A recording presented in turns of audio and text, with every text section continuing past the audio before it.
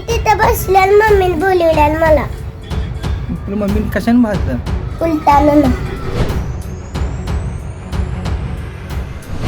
शिरोली पुलाची या गावातील संतापजनक प्रकार उघडकीस. सावत्र आईने लहान मुलीला दिले उलटण्याने चटके. रात्री बिछाना ओले का केलीस असे ओरडून दिले चटके. सावत्र आईने लहान मुलीच्या चेहऱ्यावर मानेला गरम उलटण्याने भाजले.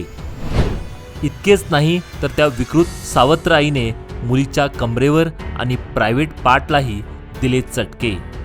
हा प्रकार लक्षात येताच मुलीच्या वडिलांनी घेतली पोलीस स्थानकात धाव. सावत्र आईच्या अशा वागण्याने सगळीकडेच पसरली आहे संतापाची लाट. तू भाजलं बाळा तुला? इथं बघू इथं कुणी भाजले? मम्मीनं. का? का मग? हा? मी तिथं बसल्यान मम्मीने बोलवल्यान मला तुला मम्मीने कशाने भाजलं? उलटानं.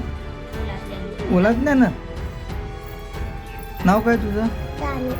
सानी. राणी हे तावाला इथं भाजलेलं आहे.